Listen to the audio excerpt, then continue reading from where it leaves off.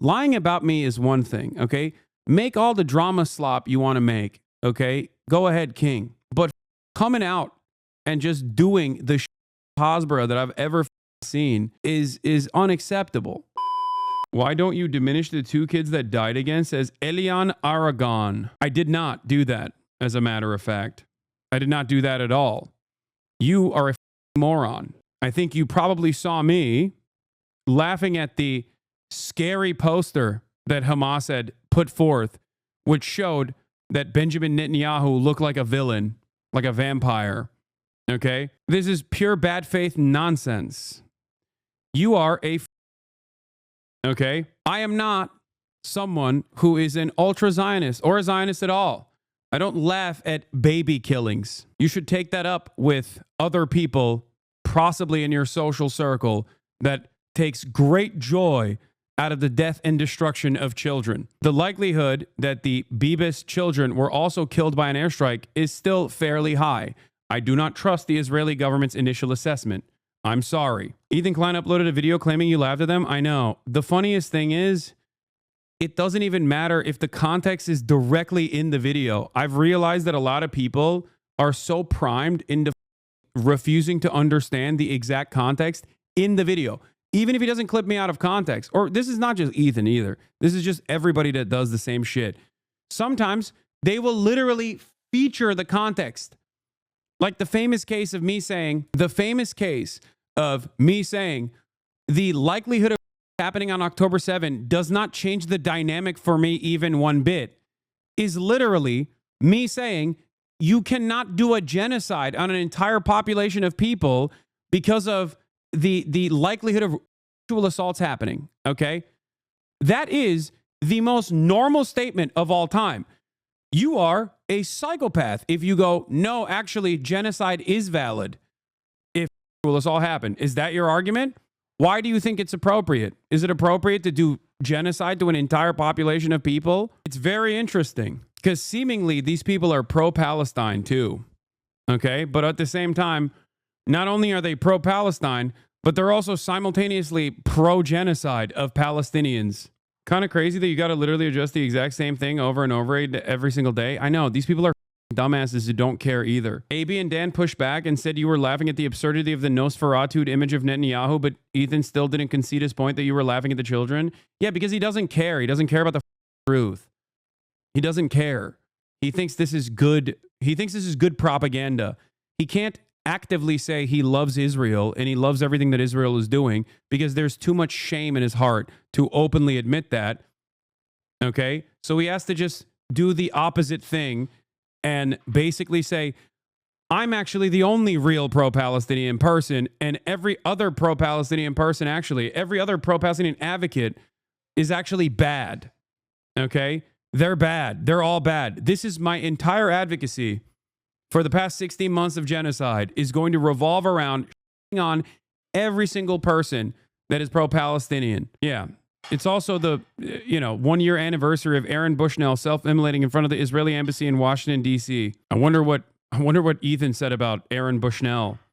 Because he's so pro-Palestine. I wonder what kind of things he said about that as a pro-Palestine guy. I'm so pro-Palestinian, I'm going to Israel to show everyone how multicultural and wonderful it is. That's how pro-Palestine I am. One of the grossest things I've seen from that community is constantly saying, you're pulling the genocide card.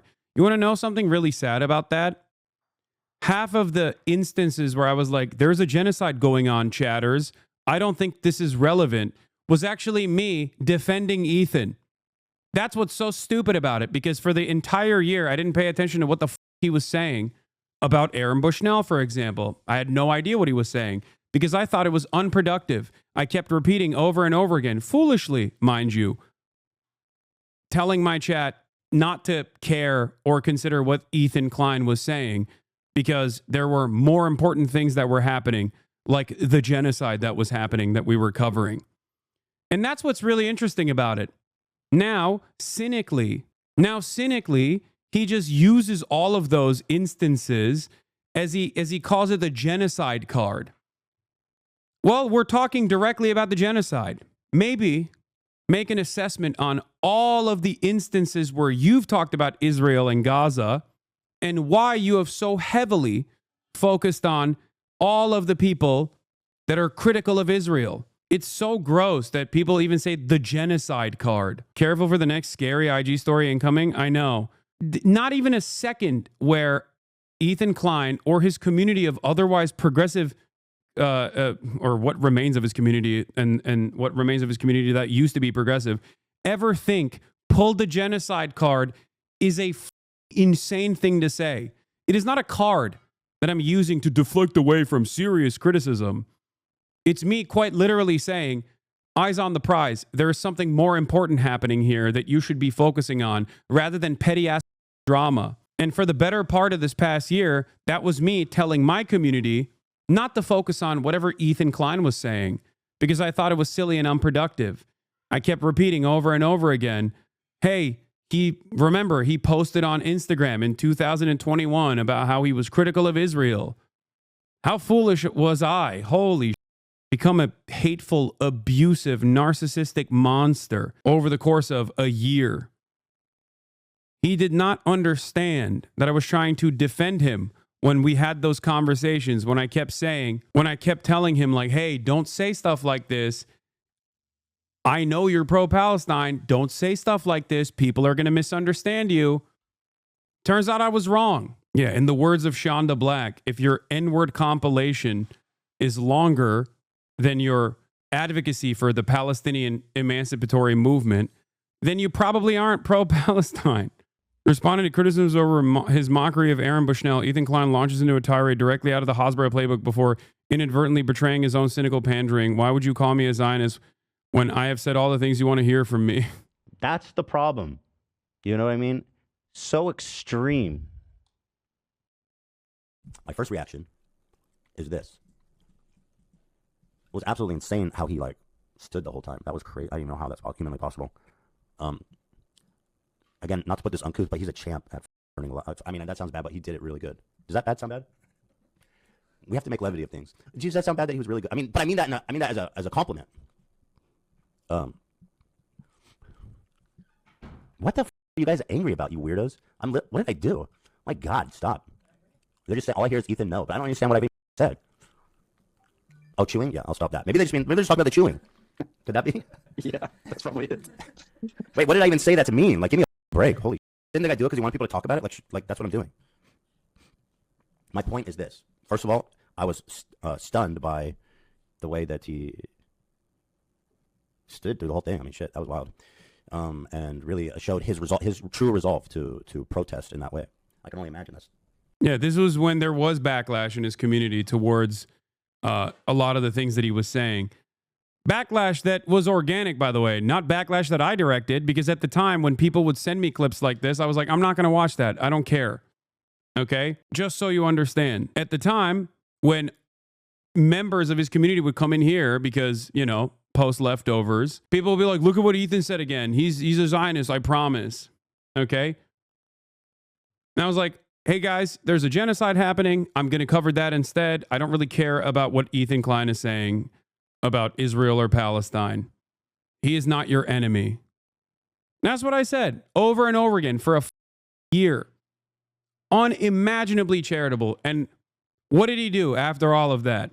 He came after every single pro-Palestinian voice that was around me, that had ever worked with me in any capacity. And then he came after me too. And how did he come after me? With the most ridiculous clips. With the most ridiculous clips claiming that I was, scary, hate America, only have America bad perspectives, using some of the silliest sourcing I've ever seen in my entire life. There's a point in which he says, when we were having a back and forth about the Uyghur re-education camps, where he's like, oh, well, aren't they organ harvesting and doing death camps and killing millions of Uyghurs? And I'm like, no, they're re-education camps, which I think is unacceptable, okay? And that those re-education camps have actually closed down, according to an Associated Press article. He turned around and acted like there was no Associated Press article. The Associated Press quietly wrote an article that didn't get a lot of coverage in mainstream media about how, okay, well, You know, all the concentration camps have been closed now. Like all the re-education camps are closed now in Xinjiang, and it's like very different vibes in Xinjiang. And now, you know, it's the tourism hour. Let's see what the Associated Press actually had to say about this. Dog, that's your fault. You didn't Google it. And what you did end up Googling didn't even correspond to the evidence that you suggested that the concentration camps, the death camps, were still ongoing. He was using newer articles that were working on information from prior to our conversation. Wonderful stuff. That's what happens when you spend 6 months on ChatGPT trying to craft a compelling narrative about things that you don't understand. I heard some of the things that he said in his video, like how 1 million Israelis were displaced during the Nakba, which he calls the War of Israeli Independence, by the way. Okay. Not 1 million Israelis, sorry. 1 million Jews were displaced forcibly. More Jews were displaced during the Nakba than Palestinians, he said. The irony of this whole situation is that after the 1948 war, when Israel won the war to declare its independence, the Arab countries got super anti-Semitic against their own Jewish citizenry that had nothing to do with Israel. And as a result, they kicked them all out, 1 million plus of them, and forced them to go the one place they hated the most, Israel. And now those same people that forced them out of their homes are telling them they don't belong there. In fact, there was more Jews displaced than Palestinians during the Nakba. 1 million Jews. That is the highest level of being misinformed. At that point, I don't even know if you're a Zionist or just a moron. Okay? That's what he said. And his dumbass audience of progressive individuals ate that up. That's what I'm frustrated by. That's what I'm insanely frustrated by. Because Ethan Klein, for better or for worse, did cultivate a relatively progressive community. And now he's just a Hasbara bot farming that community into a more reactionary position on a genocide for an apartheid state. An apartheid state that he lived in and hated when he lived there. It's crazy. Like the level of historical revisionism in his anti-Hasan video is so insane. And people still unironically repeat that. Liberal-minded people repeat that. That is what frustrates me. People who are otherwise progressive turning around and being like, oh my God, if everything Ethan is saying in this video is true, and he says he's pro-Palestinian, then yeah, maybe there is definitely a lot of lying and obfuscation happening on Hasan's side. Insane. Literally has the Hamas Piker meme in the background of his entirety of his new video. Yeah. Of course, that kind of it flies. Like no one will ever bat an eye at that. Okay? No one will ever bat an eye at that, dude. But God forbid you say Sabra hummus is dog shit. Oh my God, it's the peak of anti-Semitism. I stubbed my toe. This must be Hasan's anti-Semitism. People don't want to collaborate with me no more. Not because I've had an extended crash out in public in the funniest and saddest ways possible that everyone can see, but most people are still too afraid to ever openly disparage because you sick your fan base on everyone, no matter how big or small, including anonymous Redditors who are former fans of yours, trying to engage in frivolous lawsuits to just expressly dox people. Not because you think you're going to win these defamation suits, but specifically because you want to dox them and then openly talking about how you're going to tell every random person's immediate family members and places of employment that they're actually anti-Semitic for the crime of criticizing you. There was more Jews. What is this? Disinformation Tracker Content Nuke Part 2 Ethan lied for Israel. The 1948. Ever broke just a He claimed yesterday that you crashed out and you needed intervention and that you live a sadly lonely life just streaming. Yeah. If I'm crashing out because I responded to one goddamn tweet, if I tweeted twice, okay, because I saw something that I consider to be a bridge too far, which is obviously this tweet. If this tweet is crashing out, what the is doing Instagram posts every single day and 8 or 10 videos virtually covering me every single podcast? What is that? We need a new term for that. If one tweet after months and months of endless chirping is a crash out, what the is this? Yeah, look at this crash out where I said, no way, the guy who ended his podcast over disagreements on Israel's genocide, who spent the last year trying to get every pro-Palestinian voice banned, is visiting Israel like Michael Rappaport. He's going to show us all that there's no apartheid. He even mentions me in this. He can't seem to get my name out of his goddamn mouth. We're planning to go to Israel in June with my parents and all the kids. It's going to be such a great trip. And I'm actually really excited to go there. I want to show you guys. You haven't been there in so long. It's been a long time. What I want to do is show you guys how I see Israel, because you don't see that. When you listen to Hasan and you hear all these mega lefties talking about it like it's some super racist. Yeah, dude, it's so crazy that these mega lefties like Hasan are calling Israel an apartheid state. I wonder what other mega leftists have called Israel an apartheid state.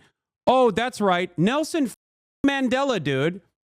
I don't know. I feel like he knows a thing or two about apartheid, don't you think? Mega leftist, dude. Nelson Mandela in Palestine, in his own words, on the 30th anniversary since his release from prison, the late South African leader remains an icon for the Palestinians.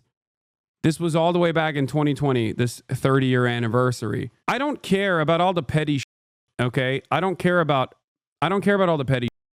I do, however, care about, especially when we have a fascist administration with numerous tossing Sig Heils left and right as the administrative state is being blown to bits by billionaire parasites.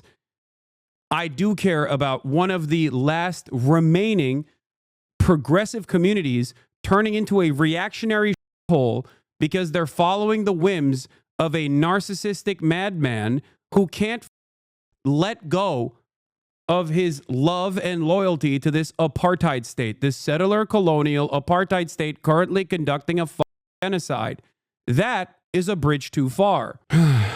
He openly stated that the PLO, he openly stated his support for the Palestinian Liberation Organization during a town hall meeting in the U.S. broadcast on the ABC channel. At the time, it was still regarded as a terrorist organization by U.S. and Israel. Okay? If you made an effort post video that does a historical dissection of the Hasbara slop, someone like Zach Foster, it would go so hard. Yeah, we identify with the PLO because just like ourselves, they are fighting for the right of self-determination. Arafat is a comrade in arms, and we treat him as such. In a 1977 speech on International Day of Solidarity with the Palestinian people, Mandela reaffirmed his support for Palestinian rights. We know too well that our freedom is incomplete without the freedom of Palestinians. In the West Bank, occupied Palestinian land. Mission with them to like a terrorist city. Yeah. That was kind of a crazy story. Yeah, my officers and like the soldiers in that brigade, they would go every night on a raid. Right. In Ramallah to arrest terrorists. And so I always saw them preparing for it and leaving, and then I would stay in the base. So one time I wanted to go with them just to experience it. Why? You just were all of a sudden had an urge to go with them? I just wanted to see what it's like. Right. I wanted to see it. The same city that Ethan and Gila called a terrorist city, the city of Ramallah, okay? There is a Nelson Mandela statue. How ridiculous.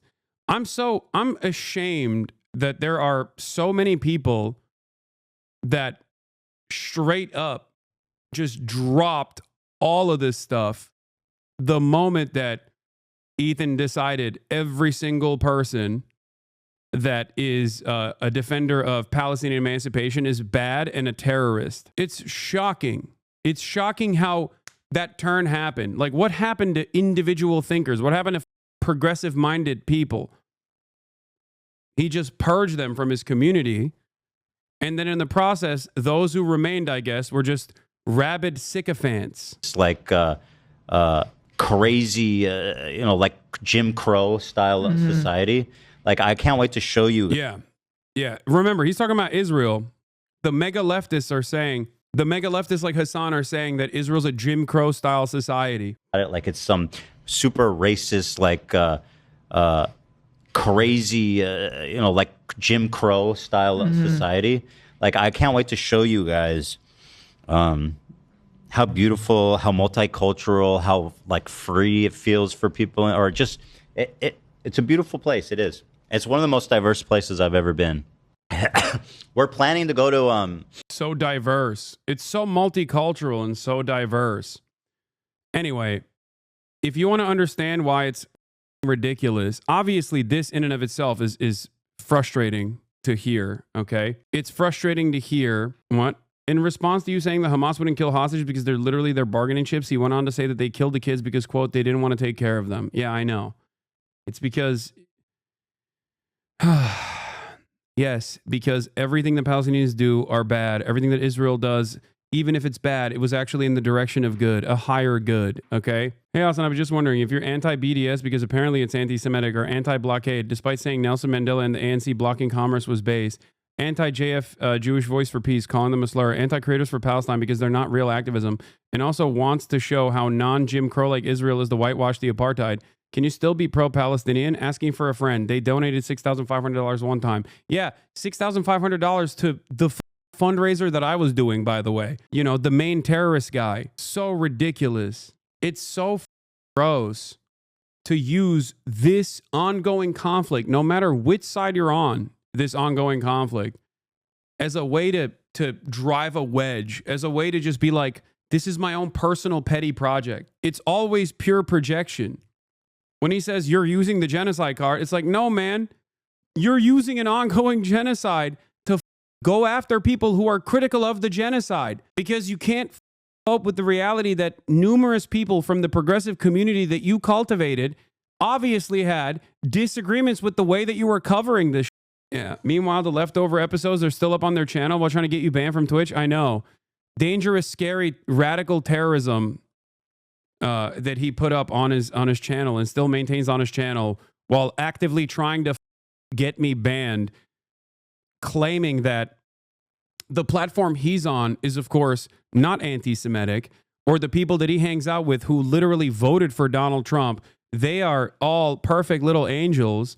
But you know who's actually at fault? A person that I'm falsely claiming told his audience not to vote for Kamala Harris. Okay?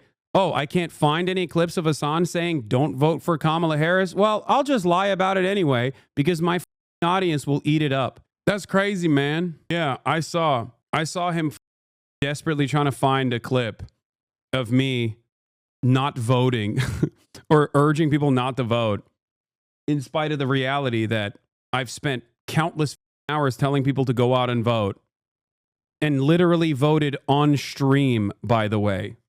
Voted on stream. Yeah, Hasan is a big reason why Donald Trump won. Meanwhile, he had Steiny visit in person last week. A person who Donald Trump literally mentioned by name. I'm not even against communicating with people who voted for Trump. Obviously, I talk to Bradley Martin all the time. Okay?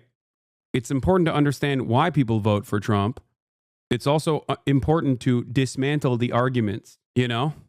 I don't know if he's doing that. What is this? What is this? This is a result of Hasan's activism. Did you not get the memo? We're way past that, Hasan. We hate you.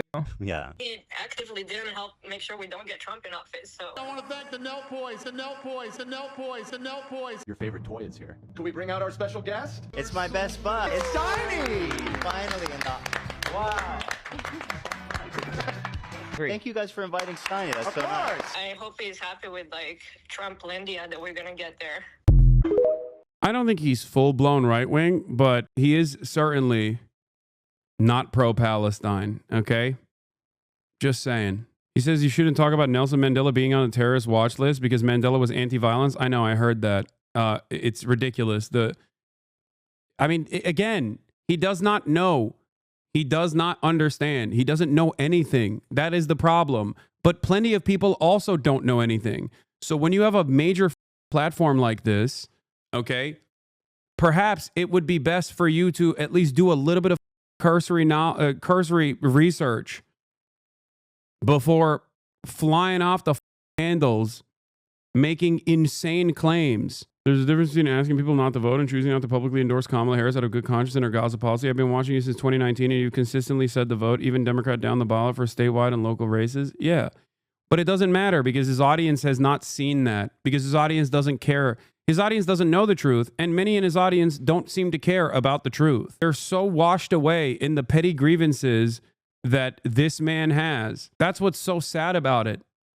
It's like we don't have a lot of progressive spaces, okay?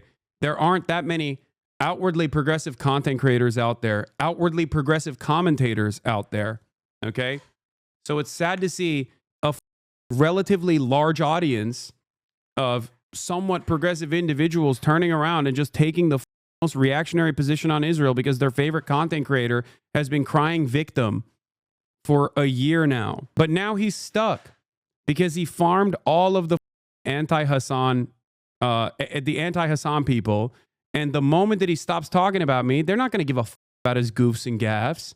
He already eradicated his audience that cared about the goofs and gaffes by fatiguing them with endless amounts of Hasan content. Sure, maybe a decent 30% of your base actually also came on board with the Hasan content and they think I'm a vile human being because your subreddit is basically turned into the Hasan snark page now. It's Destiny 2, okay? But the moment that you move on to a different target, they're going to go away. I don't know if he'll stop talking about you. I don't think he will, but it's okay. He's just going to keep lying over and over again in more insane ways. It is what it is.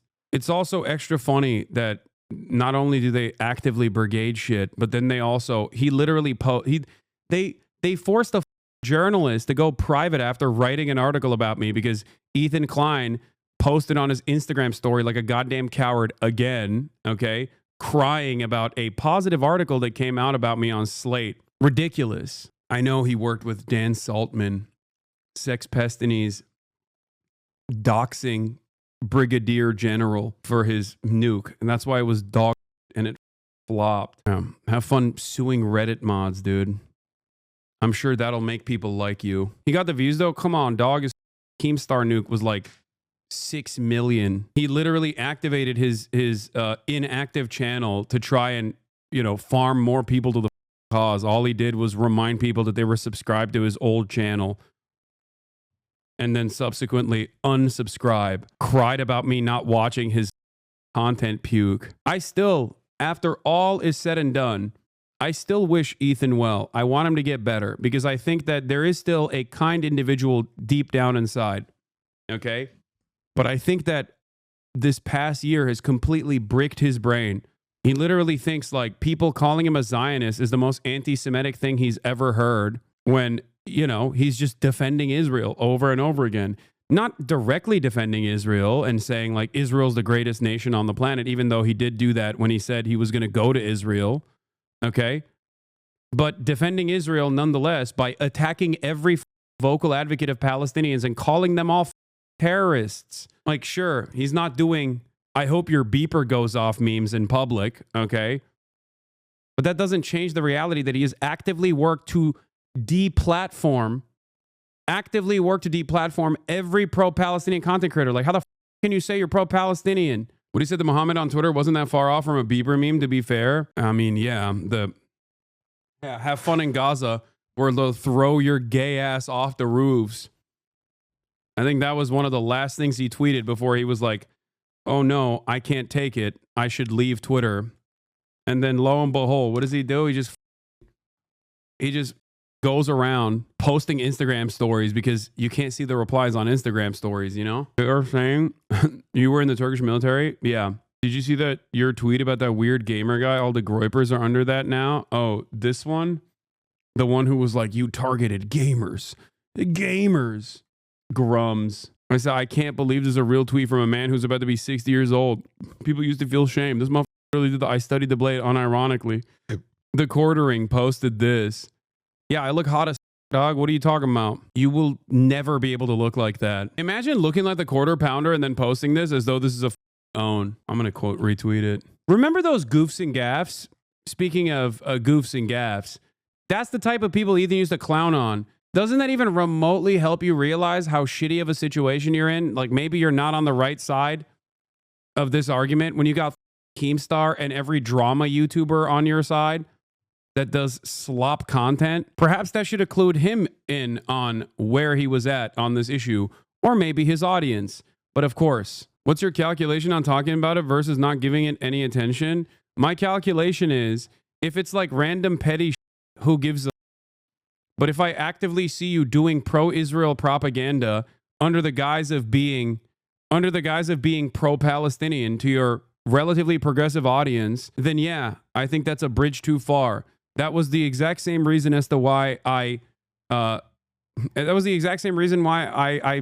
talked about Destiny as well after years and years of Destiny coming after me. Not because I was afraid of covering Destiny, but because I didn't give a shit. Who cares? Ironically, at the time, I didn't think Ethan was a hardcore Zionist. A famous clip of me telling directly to his face, there's only so much I can do about moderation when you're coming across like you're defending Israel, is from an argument where he called JVP Live capos. Nice try playing the genocide card, scumbag. You can't hide behind your advocacy. You're hiding behind Instagram stories. You can't even talk to me in person. I'll go on your stream. I guess what is frustrating with Ethan is that he has reached out to people who know their stuff on Palestine, like Ilan Pape. At least you've had people who know more about this volatile issue on stream. That's what I mean. Ethan Klein is afraid of anti-Zionist Jews, okay? He's afraid of anti-Zionists in general, but he is certainly afraid of anti-Zionist Jews because if he talks to an anti-Zionist Jew, okay, they're going to be like, yeah, dog, you're f***ing insane. And he's going to freak the fuck out. That's why, if you noticed, half the clips that he uses are literally clips where I'm sitting next to Alex, Lol Overruled, Noah Colwyn, or Felix Biederman. Why does he never talk about Felix Biederman or Noah Colwyn? Because he can't call them anti-Semites, okay? He hasn't reached that stage of Zionism yet. It's much harder to present someone who is an anti-Zionist Jew as an anti-Semite to your audience of not super well-informed, but relatively progressive individuals. He hasn't watched Bad Hosbury yet? Yeah, no talking to Matt Lieb. What's up with that? He calls them tokens? Yeah, I wonder how that would go if he did that directly to the faces of people. He said I was tokenizing Sam. Yeah. I know for a fact that other content creators also see all this. They don't say anything because they don't want to draw the ire of his rabid fan base who will go after and harass people endlessly. Classic. Hold on. I got to take Kaya out. A few of the racist lies Ethan tells in defense of Israel's apartheid regime and their I don't know what this video is, but hold on. I'm gonna be back in a second. I gotta take Kaya out. Think that Jews as an ethnic minority in Israel would not be safe? Jews are the ethnic majority in the UN-recognized territory of Israel. They've been the majority ever since Zionist forces captured 80% of historic Palestine between 47 and 49. In that time, Zionist forces ethnically cleansed 80% of the indigenous population of Palestine. And ever since, Jews have lived as a privileged class in an apartheid state. After all, Israel is a country of refugees. If the Jews didn't come from Europe after the Holocaust, they came from the surrounding Arab countries. Jewish settlement and colonization of Palestine. Yeah, this is what I was talking about when he said like 1 million Jews were forcibly expelled from surrounding Arab nations.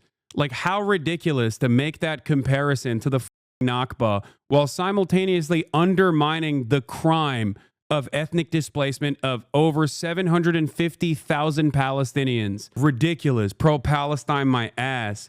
Once again, I ask everyone, is Ethan Klein stupid and not knowledgeable about the history of this country that he's defending? Or is he in bad faith doing propaganda? Historical revisionism. The expulsions that were planned according to Israeli, well, I believe he's no longer an Israeli citizen, but Israeli scholar Ilan Pape were planned, okay?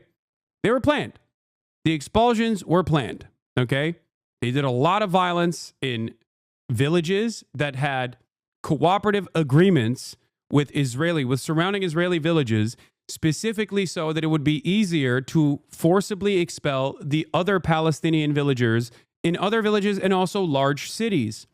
This was all a plan before the inception of the Israeli nation state. This is a fact that even people who are now pro-Israel, like historian Benny Morris, agrees to. This is an established fact amongst the new historians in Israel. Okay? The difference between someone like Benny Morris, however, and someone like Ilan Pappé or Avi Shlaim is that Benny Morris establishes that fact and says now that it was good that it happened. It had to happen. Okay? There is a major difference between that and working on Avi Shlaim, another Iraqi-Israeli historian, Avi Shlaim, and his work on the matter of what happened to the Jews in Iraq specifically, where the Israeli government literally blew up synagogues in an effort to create pressure amongst the Iraqi Jewish population. Many of these Arab nations did not want the Jewish populations to leave. Okay? They either cut separate agreements with outside pressure if they were, under the protectorate of France, for example, or cut deals specifically with the state of Israel. And on top of that, there was still a lot of violence that Jews experienced in these countries due to pan-Arabic nationalism at the time, and also due to the violence that the early Zionist brigades enacted upon the Palestinian villagers. Okay? The notion that this is in any way, shape, or form comparable to the planned expulsion of 750,000 Palestinians from their ancestral homelands is ridiculous. It is akin to genocide denial. I mean, maybe Ethan doesn't know that, to be fair. To be fair to him, maybe Ethan does not know that. Okay? But he should not be so confident in saying something so ridiculous, such as the expulsion of Jews from Arab countries, from surrounding Arab countries, was worse than the Nakba. Incredible levels of stupidity. Palestine began in the 1800s, well before World War II, and the refugees to which Ethan refers actively participated in massacring and ethnically cleansing the indigenous population of Palestine. The point Ethan is making is akin to claiming that the white Afrikaners of South Africa or pilgrims in America who arrived as poor people with nowhere else to go should be seen as victims despite their colonization of the land and extermination of the indigenous population. Can you please elaborate on how Nakba is worse than the expulsions from Middle Eastern countries? My Jewish best friend does the exact same argument. I already did. One is a planned expulsion through terror of ethnic Palestinians from their ancestral homelands that Israel wanted to develop a nation state on top of. The other is literally goaded by the Israeli state because it benefits their settler colonial agenda. Okay? And yes, there were expulsions on top of that, or not expulsions necessarily, but there were crimes, hate crimes against Jews that took place too, of course, born out of the violence that all of these other Arab nations had seen the early Zionist brigades bring on top of the Palestinian population. But the notion that this was like an instantaneous response and that there was mass purges that took place all around the Levant is ridiculous. It was not planned and prepared. And in many instances, Israel itself, because it suited their purpose of settler colonialism, actually urged these governments to expel the Jewish populations. The governments themselves did not want to expel their Jewish populations. Here is Iraqi, British-Israeli historian Avi Shlaim, one of the new historians from Israel, explaining this. Okay, he wrote an entire book on the subject matter. If Ethan, being someone who is pro-Palestinian and having this massive audience, wanted to actually educate himself on the history of the ridiculous apartheid state that he's trying to defend, poorly, mind you, he could just as easily search this information. So the question remains, why won't he search this information? Why does he go on the attack, especially against others who he knows are not anti-Semitic, people like myself, okay? while there is a sea of anti-Semitism out there, why does he single out someone who has actively combated anti-Semitism over and over again? Jews were convinced that Israel had a hand in uprooting them.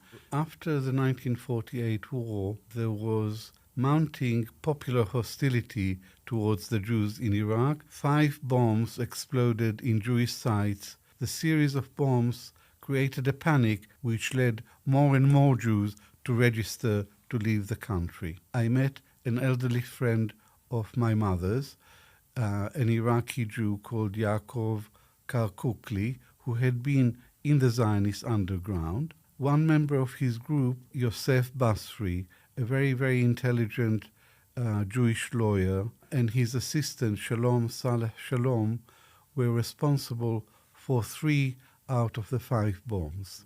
Basri's controller was an Israeli intelligence officer named Max Binet, who was based in Tehran. The Arab expulsions were beneficial for the Israeli state's settler colonial project. Okay? Each individual country has a different history and a different association. But the claim that this was widespread anti-Semitism after Jews had lived in these countries under the protectorate of the Ottoman Empire for centuries is ridiculous, okay? Because under the Ottoman Empire, Jews had the same rights that Christians did. It was seen as a safe haven for Jews. That's why there are so many Jewish people that historically lived in these Arab nation states. Okay? The idea that like there was mass expulsions or mass pogroms occurring in the Levant is ahistorical. Okay? And if you were to turn around and say, oh, well, they had to pay a tax, jizya, okay? Christians did too. Most of the problems against Jewish people under the Ottoman protectorate actually came from Christians regardless. It is ahistorical and ridiculous. This is Ottoman propaganda. These people treated us as second-class citizens in our own country. Okay. First of all, once again, chatter, it's not Ottoman propaganda. It's historical Jewish propaganda then, okay? Because the Ottoman Empire was broadly seen as a safe haven for Jews because Jews were victims of pogroms in the Christian Western European nations, in Europe in general. That is just the truth. And in terms of being considered a second-class citizen, okay, it is the exact same for non-Muslims across the board. I'm not saying this was the most woke, but in comparison to the Inquisition, yeah, it was infinitely better. The notion that there was unimaginable anti-Semitism happening in comparison to the Inquisition is ahistorical. Okay? Coexistence with Jews wasn't because of the Ottoman rule. It was under the Arab Caliphate too. Yes. Muslims also paid a tax. They paid a different tax. History of Jews in the Ottoman Empire. The existence of Jews in the Ottoman Empire is particularly significant because the region provided a principal place of refuge for Jews driven out of Western Europe by massacres and persecution. This isn't a defense of the shit that the Ottoman Empire did. Of course, they're an empire, all right? But in comparison to, it was on the Jewish Chronicle too. What did the Ottoman Empire ever do for us? Quite a lot, in fact. Contrary to the prevailing view, the Turkish civilization had an egalitarian, multicultural outlook which protected Jews. Anyway, before people say, oh, you only read the headlines, I've read this entire article on stream before, okay? Regardless, the only reason why I brought this up is because a lot of people falsely say that there is like a historic, ancient anti-Semitism among the Arab nations, okay? This is not correct. This is completely incorrect. It's a relatively new phenomena that the Western world has very openly passed the torch on after their historic anti-Semitism and their pogroms and the Holocaust. Now they, even in Germany, claim that the woke Muslim radicals are actually bringing anti-Semitism to Germany. Ridiculous. In fact, there was more Jews displaced than Palestinians during the Nakba. 1 million Jews. There is zero Yeah, I could not believe this is what I meant. This is like insane. factual basis to this statement. The Nakba is the ethnic cleansing of Palestine, which took place between 47 to 49. There was no mass displacement of Jews during the Nakba, approaching anything close to 1 million Jews. Jewish emigration from Muslim countries occurred over the course of decades, and Middle Eastern Jews were not expelled by their respective governments or through military force. The Arab countries got super anti-Semitic against their own Jewish citizenry that had nothing to do with Israel. And as a result, they kicked them That out. had nothing to do with Israel. Like, what are you talking about? People voluntarily left to go to Israel. Like, what do you mean? It's not the entire story, but Jesus Christ. Out 1 million plus of them and forced them to go the one place they hated the most, Israel. And now those same people that forced them out of their homes are telling them they don't belong there. So if the Jews of Israel are surrounded by Islamic military... So this also is a really funny point that he made in his content puke, where he brings up Hezbollah and Hamas. Jews are surrounded by their enemies.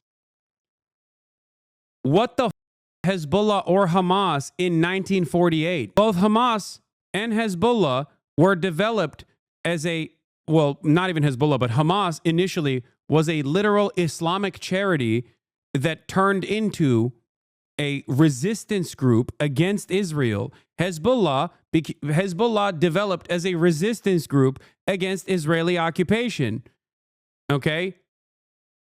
Many, many decades after Israel was even created as a violent settler colonial enterprise. Absolutely ridiculous statement.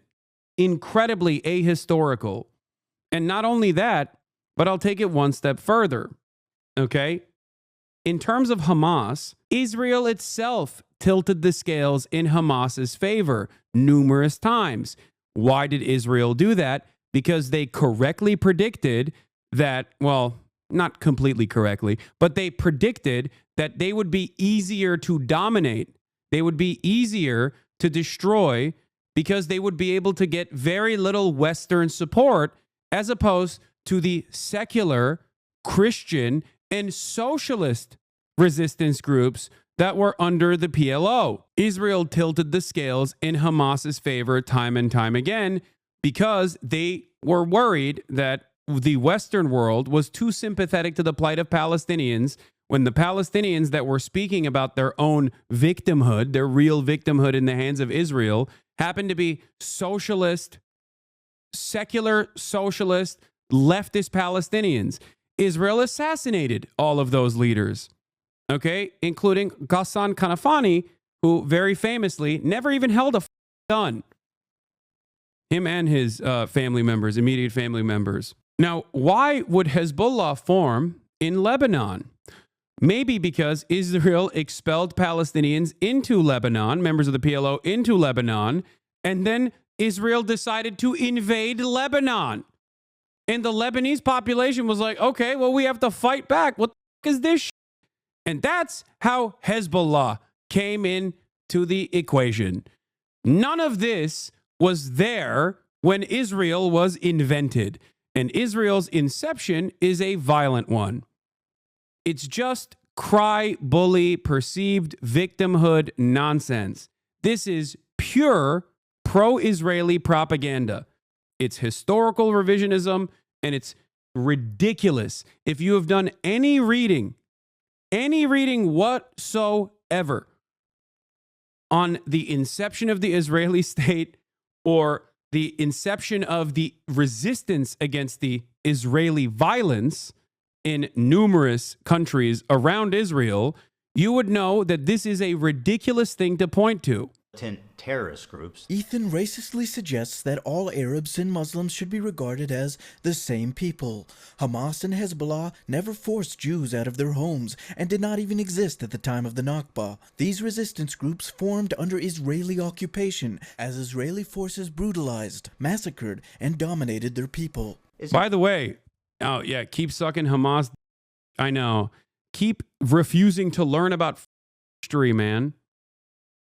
keep refusing to learn about history. The funniest part about this is that I have probably poured countless hours of not only research, but commentary by directly talking to academics as well. All of that is readily available on my YouTube. You can watch any number of different videos, okay? But instead, you just plug your ears and go, la, la, la, I can't hear you. Okay, it's fine. It's hilarious hearing that when you know anything about medieval history and know how even Al-Andalus in the 700s was noted for giving Jews protections to the point of where most Jews migrated there from Christian kingdoms, which led to a golden age law. Being a historian sucks, man.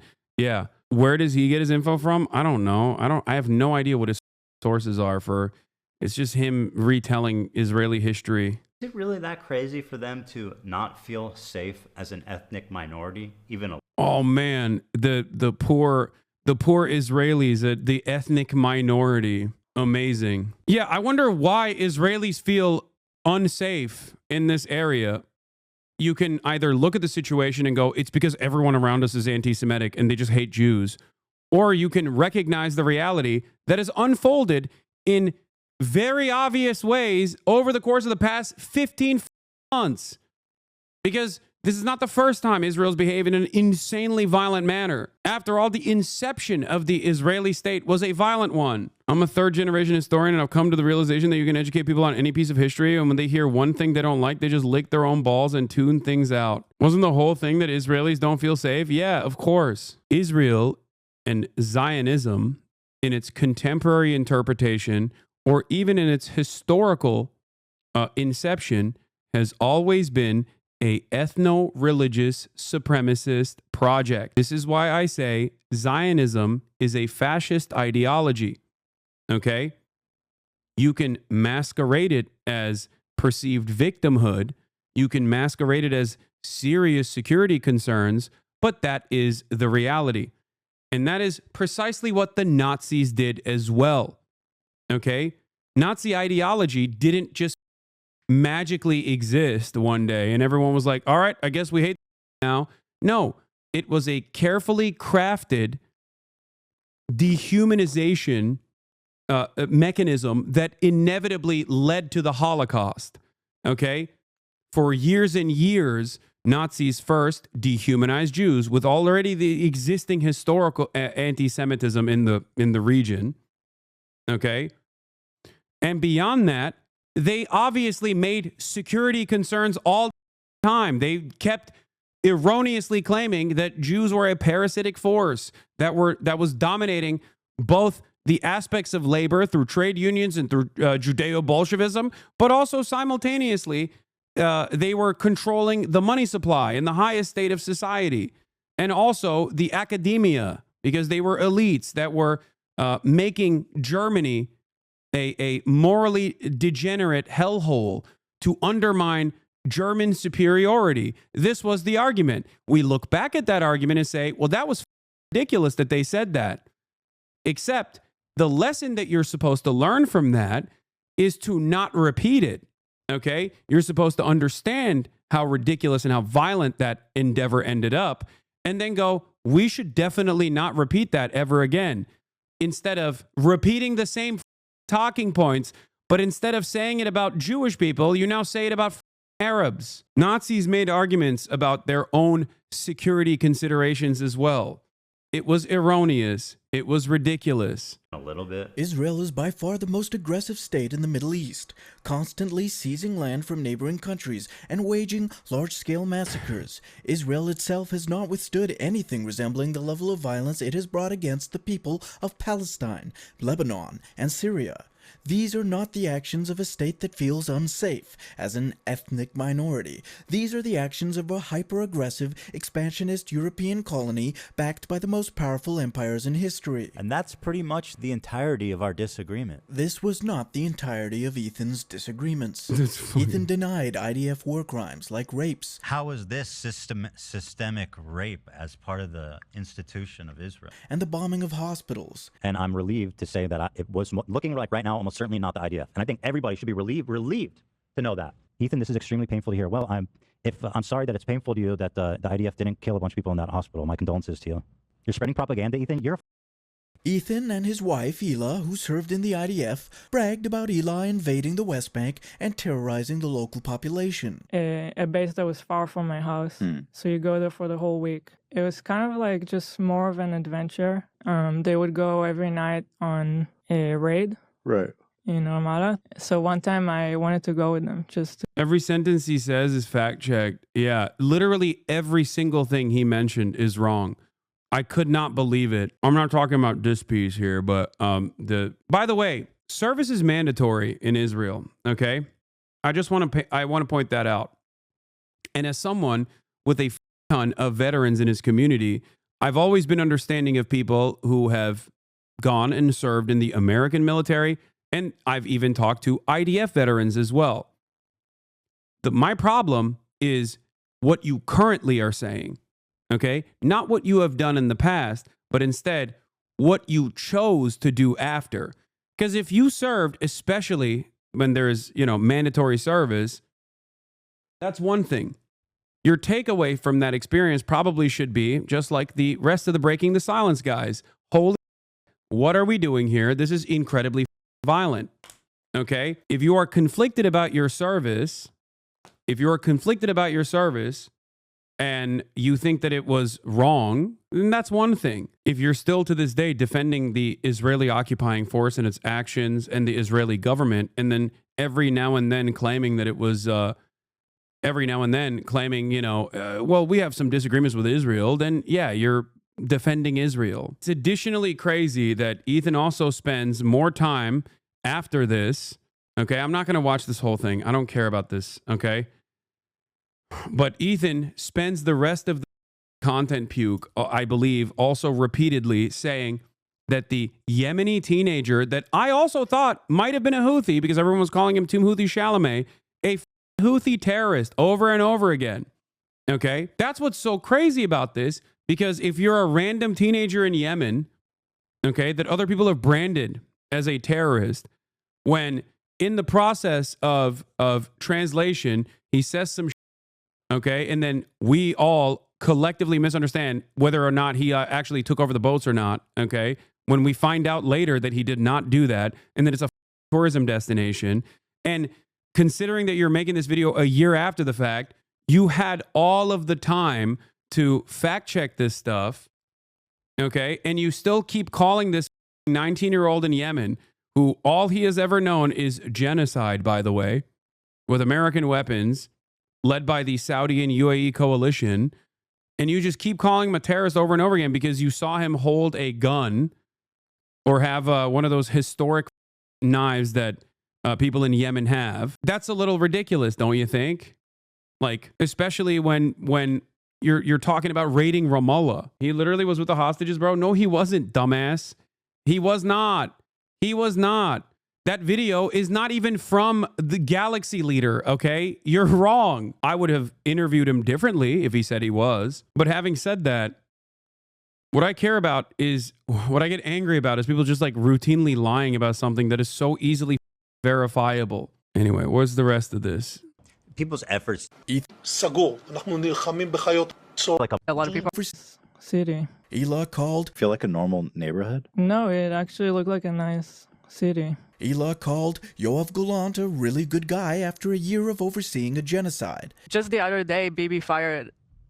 Yes, they docked the ship and then they allowed the residents to come on board and tour it. Yes, the 19-year-old didn't actually go out to sea and overtake the ship. Okay. What is this? Ethan Klein's community calls raids on families in the West Bank. 2 years that I served in. Ethan Klein's community calls raids on families in the West Bank justify police action. The raids violate international law. They're meant to terrorize the population.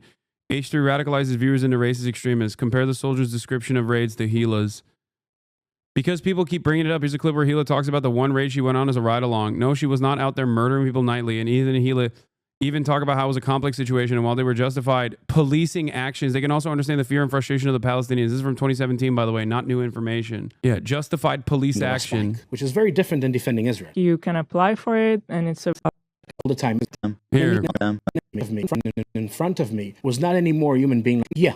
That I liked. A base that was far from my house. Were you revolted by what you had witnessed? Yeah, definitely yes. It was kind of like just more of an adventure. Every Palestinian in front of me was not any more human being like me, was an enemy, a potential terrorist. You went on like a mission with them Mm-hmm. to like a terrorist city? Yeah. If Palestinians will get the feeling that the IDF is all the time everywhere, they'll be afraid to attack. So what do to give them this feeling? You make your presence felt. You start your night shift patrol. They would go every night on a raid. Right.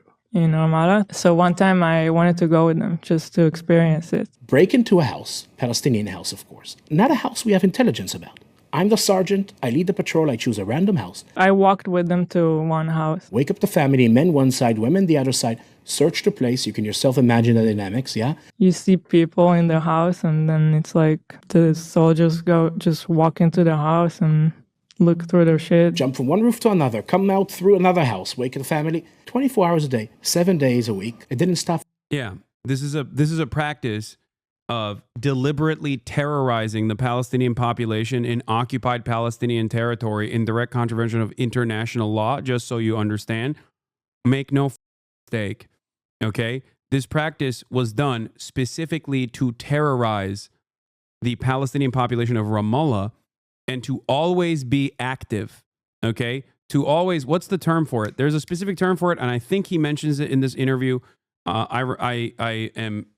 I'm gonna misremember it, but that right there is terror. That right there is purposely done to terrorize the civilian population of Palestinians. Okay? No, not panopticon. No, there is a specific military term for it. And no, mowing the lawn is the Israeli practice of blowing up Gaza. I forget what it's called. Anyway. For 1 second. Does it feel like a normal neighborhood? No, it actually looked like a nice city. The idea is that every Palestinian will feel the military is right here. It's to do what we call in the military, ליצור תחושת נרדפות, to create the feeling of being persecuted. This is not an action of a rogue soldier or officer. This is your mission. There is no way of doing it nice. People are so easy to judge Ela for doing mandatory service in Israel, right? Everybody goes, I would have objected. I would have chosen to go to jail and be ostracized by society. They took. That's not even my expectation. Like, that's literally not my expectation.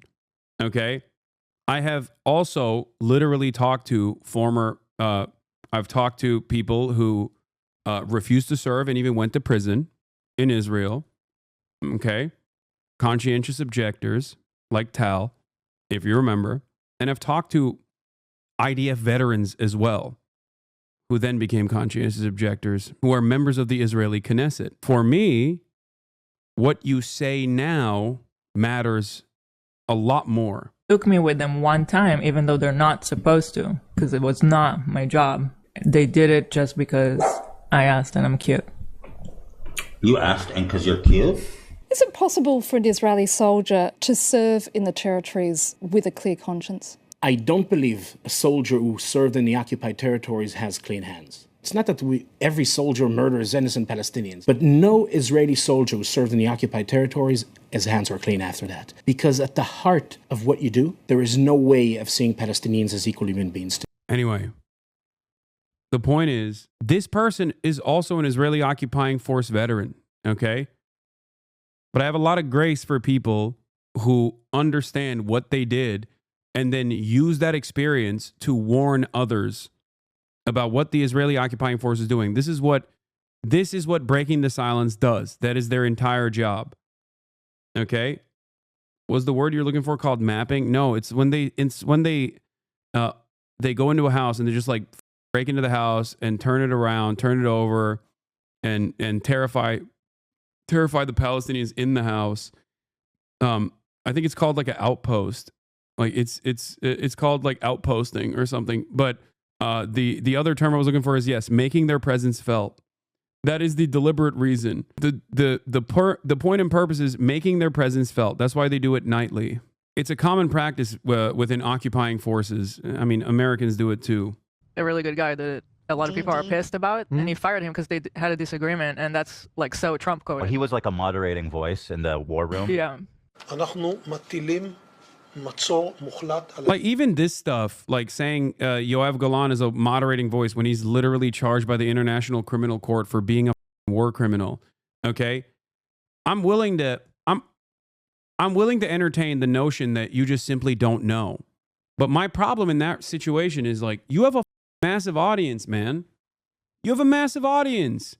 Don't you think you have a responsibility to at least learn the truth? Like, what are you doing? It's crazy to me that Ethan did more research scouring the Sex Pestiny subreddit, looking for clips out of context to create this like comprehensive argument that virtually no one, with the exception of his own community and already pre-existing haters of mine, loved. Okay? The remaining members of his community. He spent more time researching that shit than reading a single book about Israel. You know, people's efforts to smear him because he wasn't like anti-genocide enough. Joe Biden. Respectfully.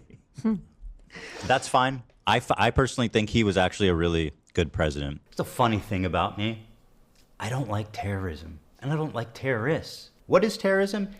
It's intentionally targeting civilian population for political goals. Oh, he's going to call out the IDF here, right? I assume. Ethan and Hila literally bragged on their podcast about terrorizing Palestinians in the West Bank. You see people in their house, and then it's like the soldiers just walk into the house and look through their shit. Does it feel like a normal neighborhood? No, it actually looked like a nice city. Now, just how little rights do women in the Houthis Yemen have? Well, according to this, there's been 1,181 violations committed by Houthi rebels against women. According to this? What is this? This was the other thing that I was going to mention. He just cynically puts article titles to beef up the actual argument that he's presenting. And virtually every argument, if you look at the year, you're like, wait a minute, 23/02/2021. That's an interesting time to be writing about Yemen and what the Houthis were doing in Yemen. And then you actually look at it and it's Saudi propaganda. Okay? Here, let's look this up. Yemen, women captives. Yemen, women captives recall ordeal in Houthi prisons. This. Ethan doesn't indicate the source of this information. Instead, he cites dubious, often Saudi-funded sources, making claims like the Houthis brought back slavery. They brought back slavery. We think the Houthis, Ansar Allah, is doing what Luffy would do. The problem... Wait, slavery in Yemen by Al Jazeera World? There is no way he posts that without actually looking at the video, right? Exclusive. Houthis restore slavery in Yemen. Anadolu Ajans. This is the Turkish state media. Yemen, women captives recall ordeal in Houthi prisons. The 3 Yemen-based human rights organizations have accused Iran-backed Houthi rebels of committing civil rights violations amounting to war crimes. A joint report issued by these groups has documented 1,181 violations against women that include murder, torture, enforced disappearance, and sexual violence. Wessam Basindoa, director of the 8 March Yemeni Union Women, one of the authors of the report, said that women and children in particular suffered. The report aims to shed light on the types of violence. The report has documented 274 cases, quoting testimonies of released prisoners like Nazma Mohammed. The report claimed that she was kidnapped on March 24th, 2019 by Zainabiyat, a women's military group established by the Houthis. She's currently receiving treatment in Cairo. Bro, the video was a legit fact check. You're double fact checking. During the interrogations, providing coordinates for Arab coalition, being an agent of America in Israel, shocking facts about sufferings. Where does the report come from? What is the human rights group that has made this report? Because I know the exclusive Houthis restore slavery in Yemen article actually comes from a Saudi outlet. Like, this is literally just a random Saudi outlet that said that. Bad empanada fact check. So I just want to make some shorter clips here, going over some of the most egregious parts of Ethan. An interesting claim, isn't it? So let's check Saudi-backed, because it's like citing the Yemen army saying this. Yemen army removes 300,000 Houthi landmines in liberated areas. Slavery in Yemen is definitely like slavery by Saudi-backed elements being resisted by the Houthis law. Yeah, the slavery in Yemen, I'm pretty sure the Al Jazeera word slavery in Yemen video that came out was literally talking about how the Saudi-backed administration was doing slavery in Yemen and not the Houthis or the Ansar Allah that was doing slavery in Yemen. With these claims is there's no credible independent organization that... Yeah, Al Jazeera one is from 2014 and is the group prior to the Houthis that did slavery. Like, if you look at this, it's from 2014, dog. Slavery in Yemen. Despite government denials, this investigation uncovers evidence of slave labor in Yemen. It's in 2014. You addressed this already, by the way. I think you forgot. No, I've addressed this thing that people claim, and I'm not in the business of defending the Houthis anyway. Having said that, oh yeah, this is the article that I remember, the Ashq al-Awsat exclusive. Houthis restore slavery in Yemen. This is literally just a random Saudi propaganda piece that wrote this article while they were doing a genocide in Yemen. It is a Saudi paper owned by Arabic International Newspaper, headquartered in London, a pioneer of the offshore model in Arabic press. The paper is often noted for its distinctive green-tinted pages. Although published under the name of a private company, Saudi Research and Marketing Group, the paper was founded with the approval of the Saudi royal family and government ministers and is noted for its support of the Saudi government. The newspaper is owned by Faisal bin Salman bin Abdulaziz Al Saud, a member of the Saudi royal family. The article that he's using is literally a Saudi royal family-owned propaganda paper that literally released this report literally while they were doing a famine in Yemen, okay? They had a blockade and a man-made famine in Yemen. Dude, wait, that's a weird coincidence. How can you be sure? What do you mean? Wait, wasn't he using the Turkish site? Yes, the Turkish site will also, the Turkish state apparatus is also going to use the same sourcing. Remember, the Turkish government is a NATO government. Hello, the Turkish government is pro-Israel. Regardless of what Recep Tayyip Erdogan says, if you are unfamiliar with how these things work, for example, that's why you come to me and I describe to you how this stuff works, okay? That's my job. What the Turkish government says and what the Turkish government does are entirely different things, okay? The Turkish government, for example, will claim to be anti-Israel, but the Turkish government will then still continue engaging in shipping with Israel, even after Recep Tayyip Erdogan, in order to quash the masses, freaking the out about their existing logistic chain, their supply chain with Israel, will then turn around. Yeah, the Saudi-aligned government of Yemen didn't flee to Riyadh until March of 2015. The Al Jazeera video came out in 2014. Exactly. Saudi Arabia also is a U.S. ally, by the way. That has verified them. They come straight from Saudi state-funded media, which provides zero evidence to back their claims. To put this in context, the Saudis, with the support of the U.S. and UAE, spent a decade starving and massacring the Yemeni population. As they murdered hundreds of thousands of Yemeni people, Ansar Allah, also known as the Houthis, were the only resistance to the genocide of the Yemeni people. Yet Ethan uses Saudi state-funded propaganda to push the claim that Ansar Allah are the bad guys. All right, so these guys are clearly the bad guys. This is a truly lazy and low-effort form of propaganda. Ethan shows a handful of substanceless headlines about the Houthis published by the same... Yeah. Also, here's Aldan Marki, who is a Yemen researcher, by the way. I don't want to entertain this whole Houthi slavery nonsense, but it's been going on far too long that I feel compelled to address what is always admitted: historical context and socioeconomic nuance. Yemen is an incredibly poor country, has been so for most of its modern existence. Yemen was never actually allowed to develop as a cohesive, centralized state because the colonial powers in Saudi Arabia saw an interest in boosting and bolstering the socio-political influence of Yemen's tribes as a counterweight to the governments in Sana'a and Aden. The tribal group still lived according to feudal pre-Republican social norms, and the Republican jurisdiction rarely ever affected them. When Colonel Ibrahim al-Hamdi rose to power in a bloodless coup in 1974, he immediately decided to disband the Ministry of Tribal Affairs in order to limit the authority of the tribes and to unify authority under one central leadership. It worked.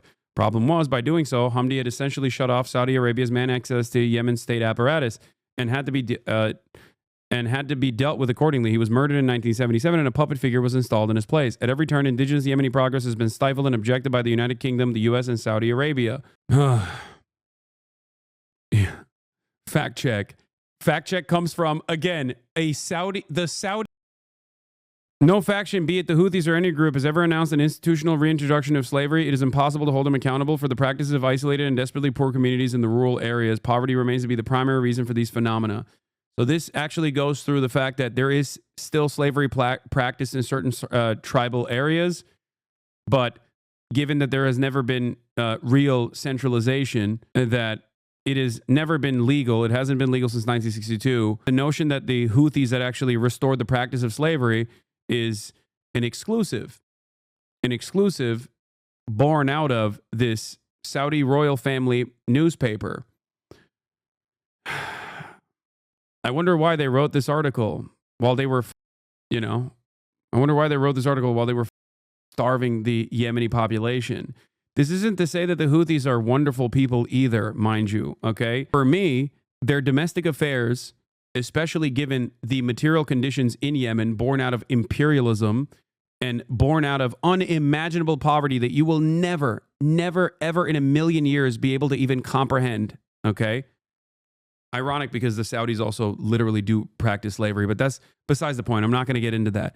Okay, in order to stop Israel, in order to cripple Israel financially, which was successful, and to stop Israel from doing a genocide. The blockade ended when the ceasefire began. They even released the hostages, which ironically enough, Ethan doesn't feature in this video either. But it doesn't matter. He's like, oh, nobody knows what happened to the hostages. Oh, okay. Forces which have been genociding the people of Yemen, and then states that they, not us, are clearly the bad guys. In Ethan's world, committing genocide against Arabs and Muslims is worthy of praise, as in Joe Biden or Yoav Gallant. But resisting genocide... He says that you're dodging and the source does not matter when the facts are there. This is what him and Dan were saying about the Reddit article. It's the crazy level of propaganda on that channel. That's insane, dude. What do you mean the source doesn't matter? They are the ones who are doing the genocide. Also, this source doesn't even say what Ethan thinks it says. This is from 2014. This is the Saudi-backed government doing slavery, or at least not correctly punishing slavery that was existing in the tribal parts of Yemen, in some of the most impoverished parts of Yemen. In one of the poorest countries on the planet, the Houthis weren't even in power at this point. This is like an irrelevant thing to point to. It's like claiming Abraham Lincoln did slavery by pointing to the Confederates, okay? And being like, the American government loved doing the practice of slavery under Abraham Lincoln. It's ridiculous. Is bad. Ethan's coverage of the Houthis is so lazy that he gets basic facts wrong, like when he suggests that the crew of the Galaxy Leader is missing. And once again, the crew is still MIA for over a year. That crew has already been released, and prior to that, they were in contact with international organizations to verify their safety. Like, this came after, this came before Ethan's video was released, if I'm not mistaken. Yemen's Houthis released crew of seized cargo ship Galaxy Leader. And their location. Next claim is that it's owned by an Israeli company. It's not. It's being chartered by a Japanese company, and the boat's owners are registered in the Isle of Man. The owners of the Galaxy... Oh, damn. No way, dude.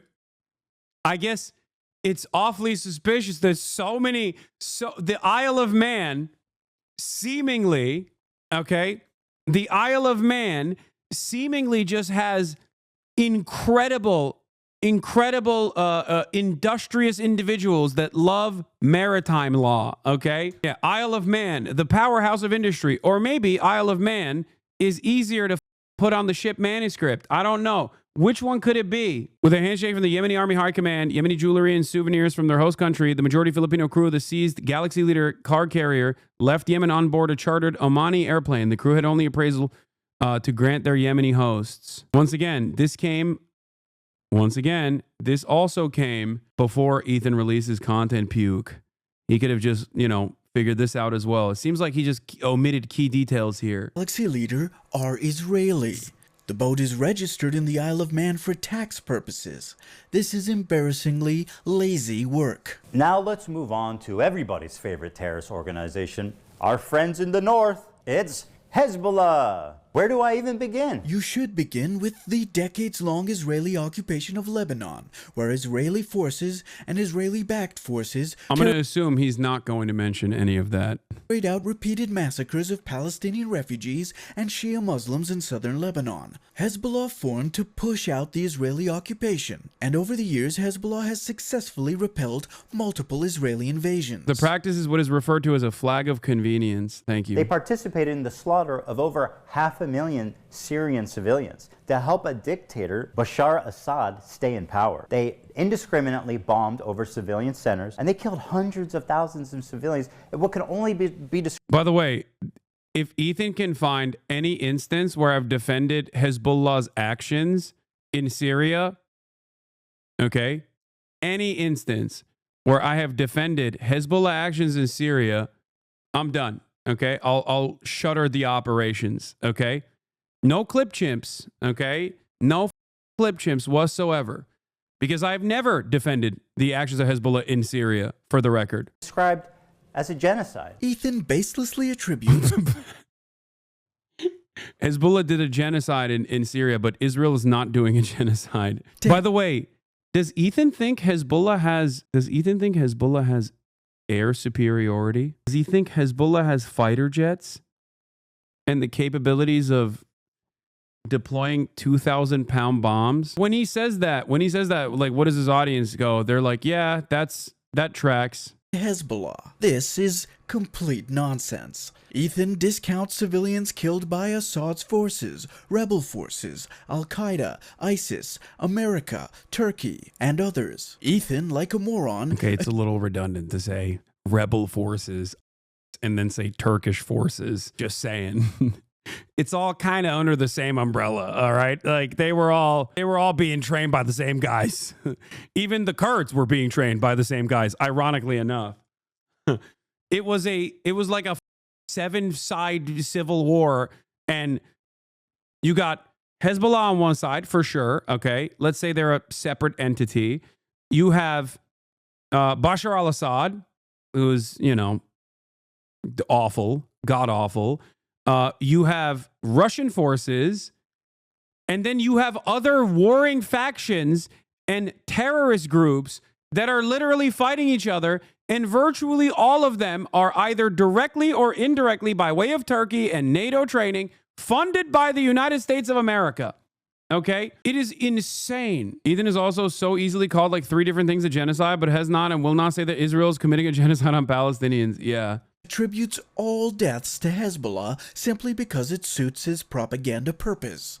The quality of this argumentation is less than garbage. They are a designated terrorist group by the U.S., by the EU. All right. U.S. and EU have starved, tortured, and murdered millions of Arabs and Muslims over the last several decades. Hezbollah formed to defend the people of Lebanon against such massacres, to defer to governments which have been actively committing genocide for the last year and a half. That it's not a terms of service violation. By the way, Israel's currently invading South Syria because why not? I mean, I know. Why would they? Why would they not do that?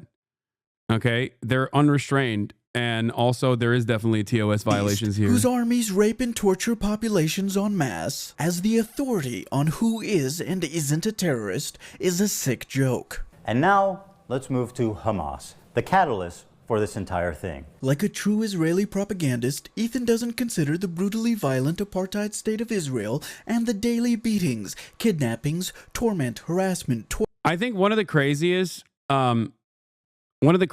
things about this is that if Ethan had like charitably listened to what I was trying to explain to him at the time in November 2023, he probably would have spared himself so much heartache and an entire year of like losing his mind as to why his fan base did not like these guys and had sympathies for these children. Okay? That's what's like it, because I was trying to explain to him to the best of my ability, and he was just like, la la la, I can't hear you. In certain circumstances, he literally did do that. This isn't some internet drama or beef or whatever, okay? Hey, for what it's worth, when people mention a random tweet you had about Syria forever ago and think you don't care about Syrians, please put a moment of this on the screen. Oh yeah, we must help Syrian refugees. When I said, oh, hey, now the world cares about Syrian children, which is a tweet that an American Enterprise Institute government stooge always points to all the time to say that I don't give a about Syria.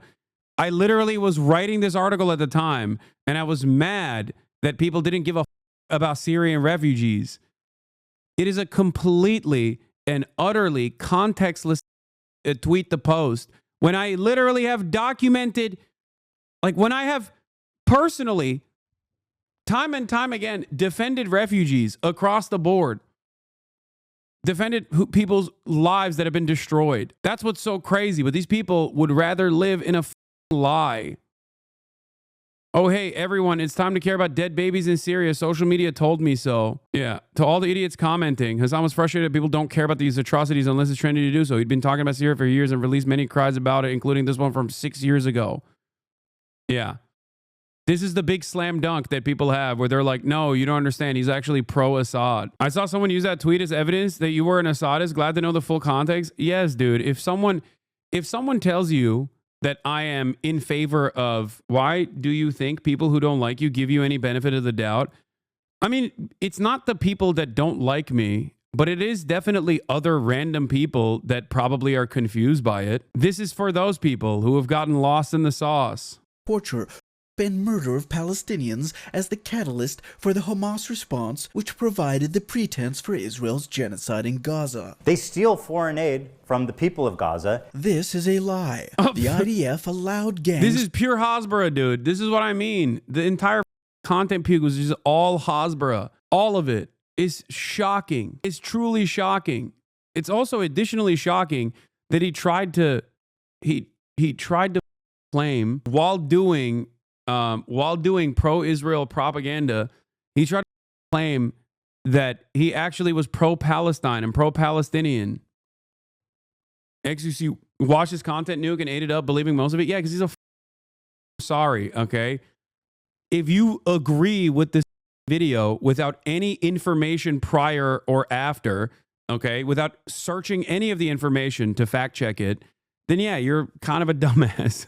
It's on you, really. To steal aid and shot the officers guarding the aid, saying that they were Hamas affiliated. Ethan is spreading Israeli propaganda specifically designed to justify their policy of starving the population of Gaza. This is straight genocide support. For example, why are all the Hamas leaders billionaires? The statement isn't this AI? That Hamas leaders are billionaires has no basis. Also, they're all dead. Like, Israel killed all of them. The f are you talking about? In fact, also, Hania, the lead negotiator for Hamas, was not only murdered by Israel, but so were his children and even his grandchildren. Sinwar died fighting on the battlefield with nothing to his name but a pack of Mentos. But he's not going to deny the violent rapes that took place. That is way beyond the pale. No victims have been identified. No perpetrators have been identified. No physical evidence has been identified.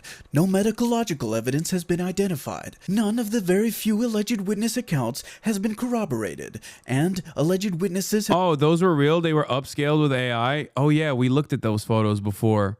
Have been exposed as grifters. The UN was not allowed to conduct an investigation by the Israeli government. The only thing UN staff were allowed to see were photos of bodies posed in ways that were potentially indicative of sexual violence. However, Israeli media has confirmed through their own investigations that volunteers manipulated and posed bodies while fabricating stories of which never occurred. Therefore, the limited photographic evidence which is available has been tampered with and cannot be deemed credible. The accusation of rape denial coming from Ethan Hasan crashing out hard lately. No, don't ban that guy. Come on. What am I, Ethan Klein? Unban that guy. This is the other thing that Sex Pestini's community loves doing. Sex Pestini will do like 1,000 videos a year on me. And then the one time I respond to it, they're like, oh, dude, you're obsessed with him. And I love that they've basically transferred over to Ethan's community and they do the exact same thing. If you think me watching a short piece of his content puke that is being fact checked, okay, if you think that that is crashing out, then I think broad coverage of every little thing that Ethan claims is happening in my life and, you know, multiple Instagram story posts every single day and an overall refusal to actually face me and talk to me man to man, mano y mano, while still hiding behind his Instagram stories and his comfortable hug box that he's designed for himself. I think that probably warrants 1 million crash outs in that situation. What's with the green screen that looks like crap? You think this is a green screen?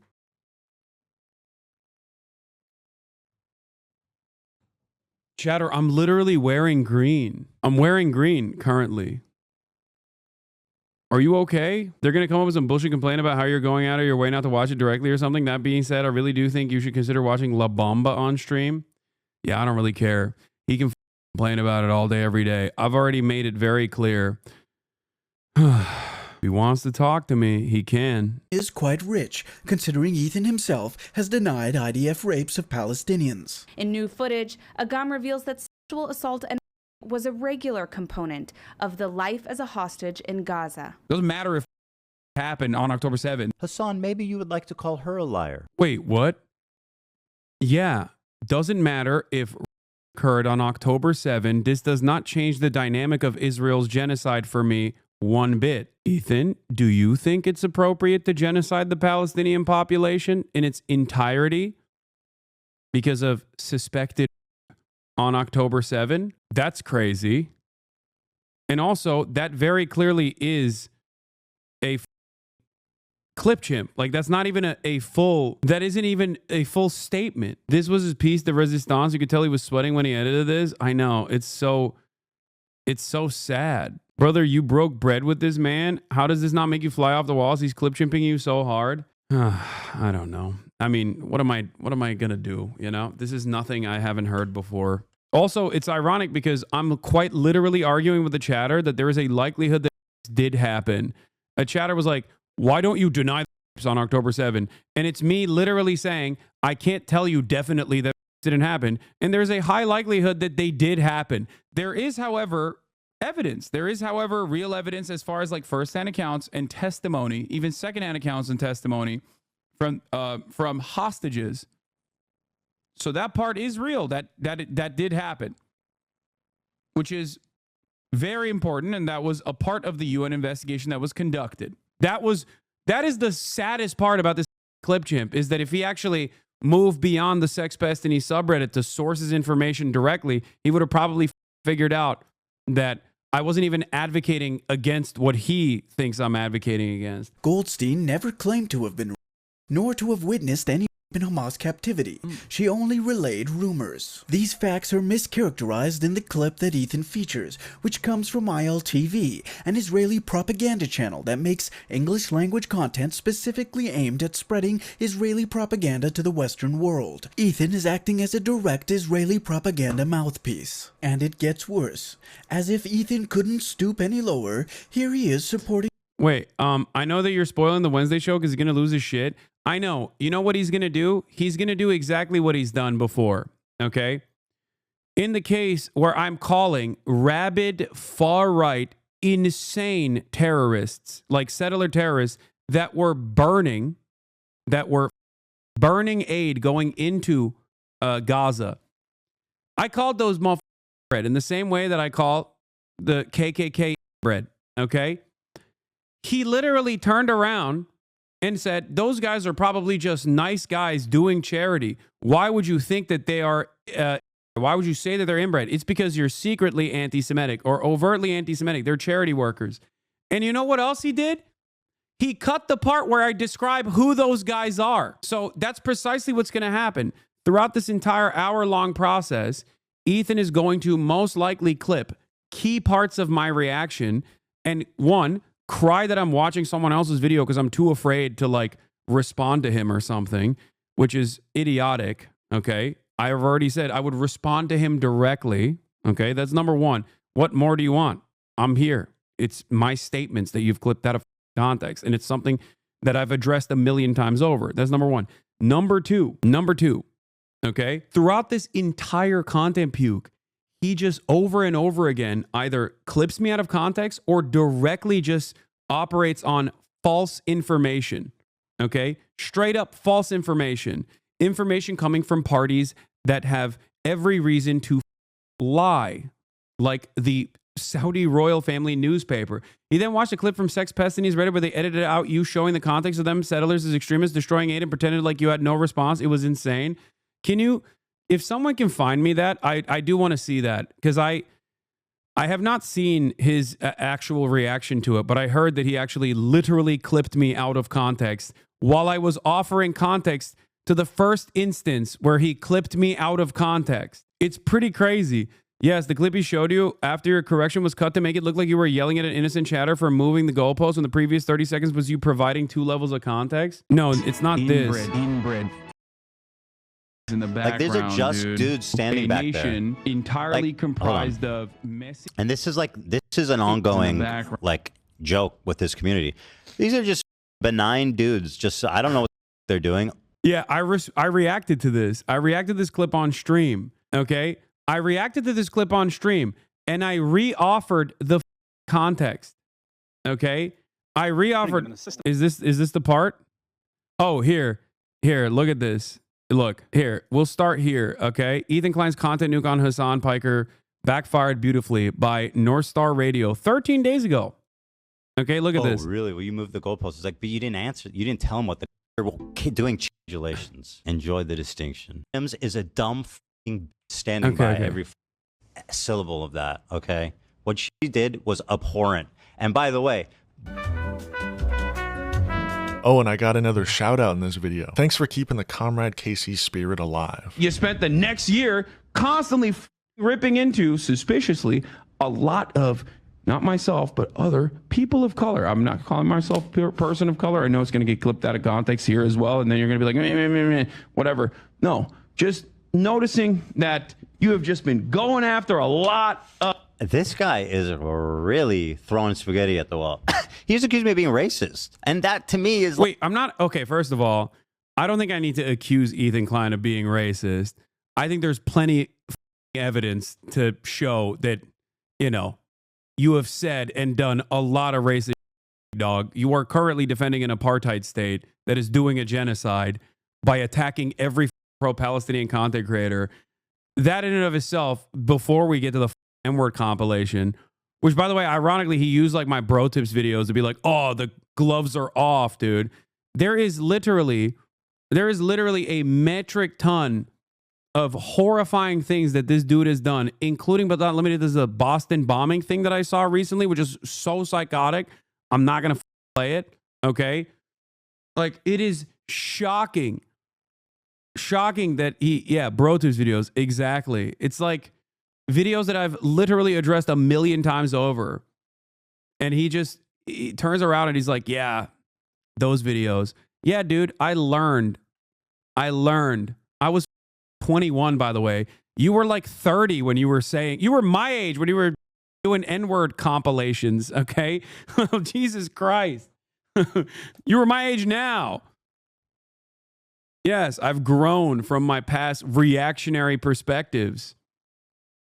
I've addressed them on leftovers alongside him. Like, my eyes rolled all the way in the back of my head if I had a seizure. Going after brown people, I'm assuming he's talking about people like Frogan and others who, by the way, I have never attacked unprovoked.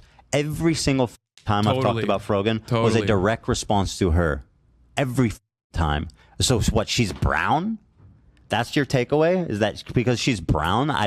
That's the only reason I care that she's making fun of October 7th victims? That she's brown? That's for real? Are you being serious right now? Are you actually being serious right now? You're actually making this point right now. Okay, exactly. This is the brown people that he's talking about.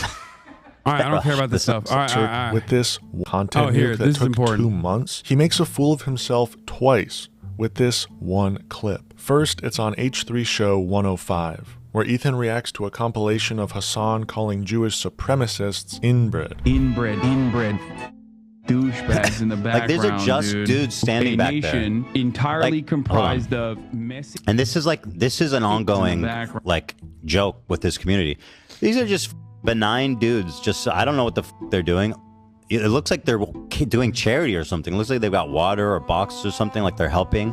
And he's going, oh, look at these. Thank you for the 100 gifted subs. Wait, benign. They look like they're helping.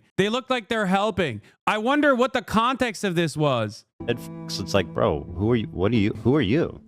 Like, how dare you? Yeah, so Ethan just... Does he know? I mean, if he watched the whole video of me talking about these guys, he would have known. But no, of course he doesn't know. Now, the reason why I'm bringing this up is specifically to tell you that because he is a malicious actor, he is bad faith, he does not give a about the context, okay? He doesn't give a context, and you'll see exactly what I mean by this.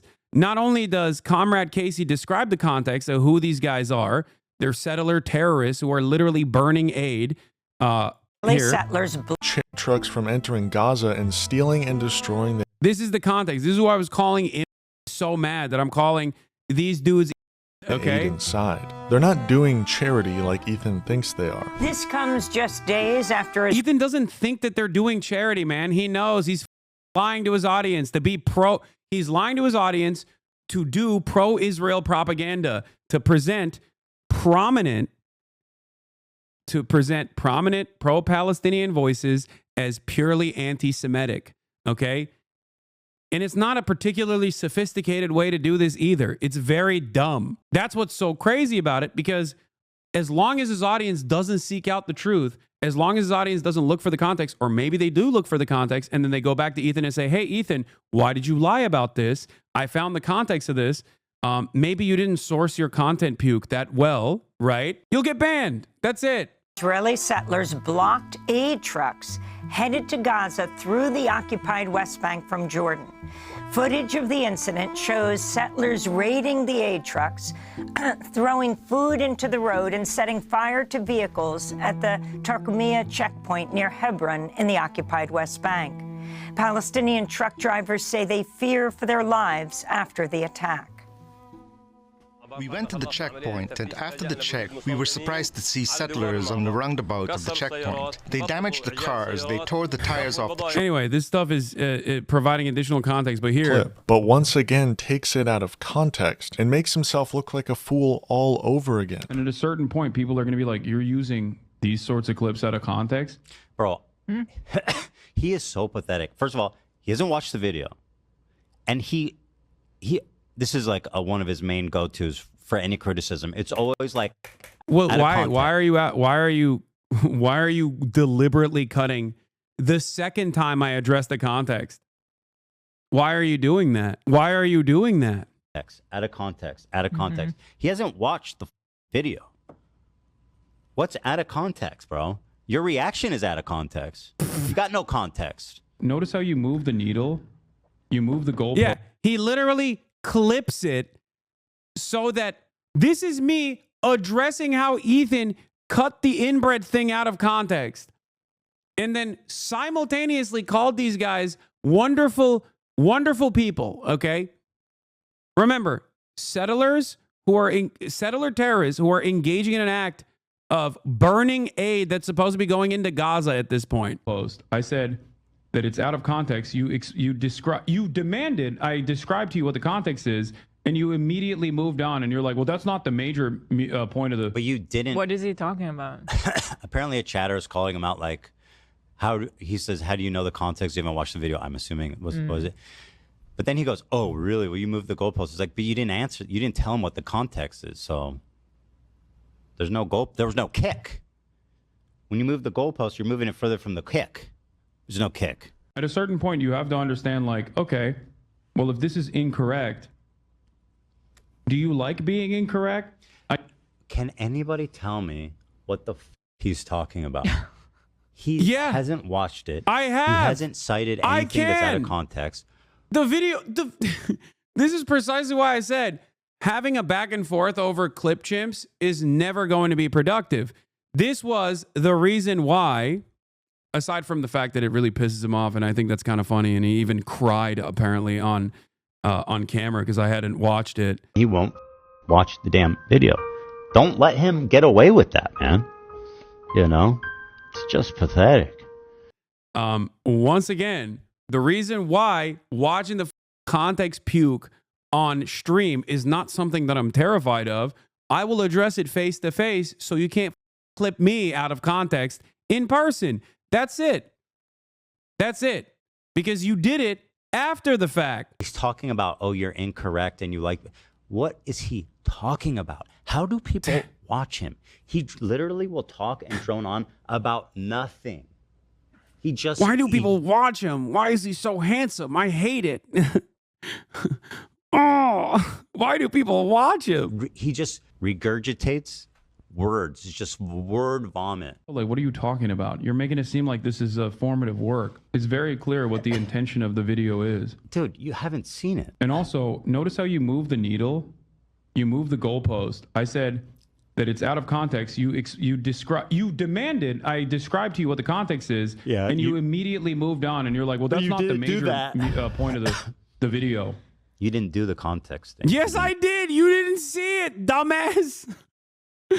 I love that him reacting to this and going, I don't understand it. I don't understand it. What is he talking about? hey man, why don't you look at the full clip and not just the parts that you got from the Sex Pestiny community, from the Sex Pestiny subreddit that has migrated over to your subreddit now? Why do you do zero research? Also, it's not even Sex Pestiny at this point. Like, why doesn't Dan interfere and go, hey, maybe there's more to the story? Like, holy shit, Dan, come on, big dog. What the going on here? Like, what is happening? Explain At a certain point, at a certain point, you have to understand, like, okay, well, if this is incorrect, do you like being incorrect? I guess you do. How do you know they're incorrect?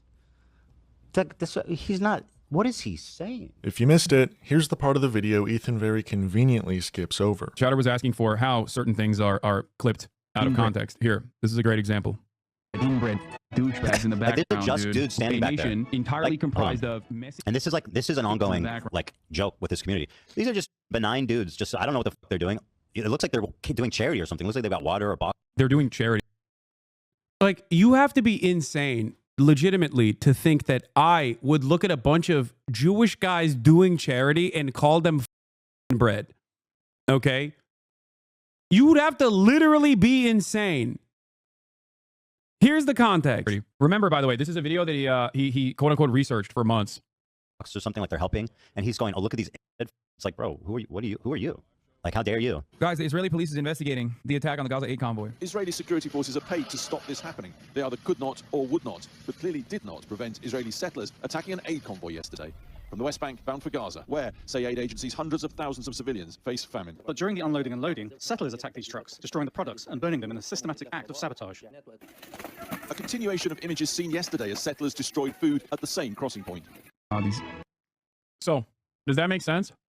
Do you understand now? And I mean every single clip that he used, every single one is exactly like this. Where's that one chatter who asked that question? I assume he f***ed off immediately after coming in and saying, like, this is, now he said some other stupid shit. I mean, that's clearly not the messaging of the video. If you're saying his claim is you scared him, like, do you have any media literacy whatsoever? Do you think I need media literacy to understand a YouTube drama slop video? Like, what are you talking about? You're making it seem like this is a formative work. It's very clear what the intention of the video is. And also, notice how you move the needle.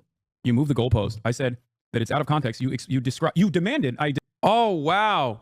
So now this is doubly cut, doubly devoid of the context.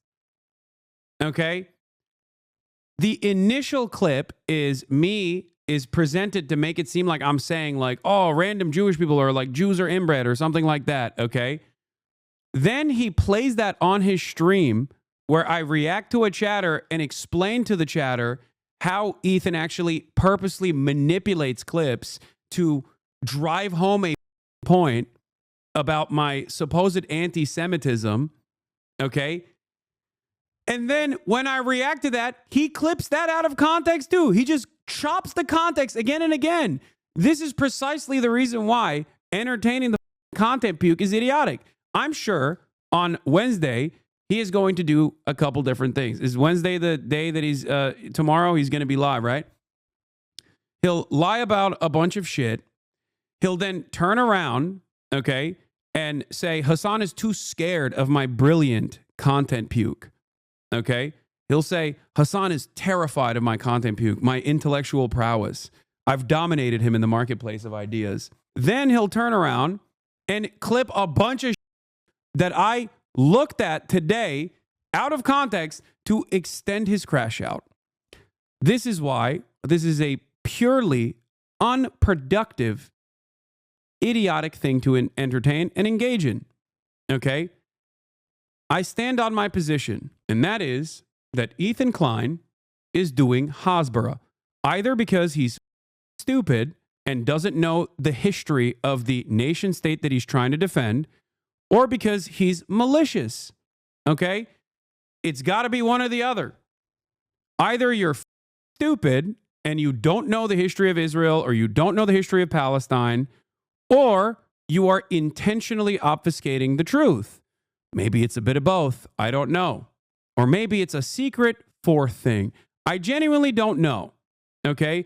And people in the chat are saying paid. No, he's not paid by the state of Israel. You guys are stupid, okay? That's ridiculous. This is entirely too narcissistic. But ultimately, it's one or the other. We just looked at even a couple different instances where he just straight up does not understand how the Nakba occurred. He straight up compares Jewish people from Arab nations voluntarily moving to Israel or leaving their countries, some of which were literally pressured by the Israeli state, because that was the settler colonial project's goal, was to bring as many Jews to Israel as possible, because that's what you do when you're a settler colony. Okay? And he just straight up incorrectly interprets all of that to a degree that I think is unconscionable and completely propaganda for the state of Israel. He is doing propaganda for the state of Israel. There are so many people, so many resources, academics that he could rely on. Describe to you what the context is, and you immediately moved on, and you're like, well, that's not the major point of the... But you didn't... What is he talking about? Apparently a chatter is calling him out, like, he says, how do you know the context? You haven't watched the video. I'm assuming it was it?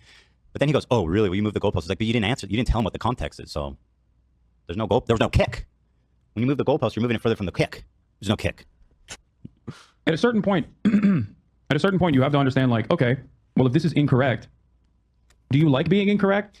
Can anybody tell me what the he's talking about? He hasn't watched it. He hasn't cited anything that's out of context. He's talking about, oh, you're incorrect, and you like, what is he talking about? How do people watch him? He literally... I like that he clipped it out of context, or at least got it from Sex Pestini's subreddit out of context, and now he's just confused by it. He's like, what is he talking about? Why are people watching him? It's like, brother, you have the capacity to look for the context. You know what I mean?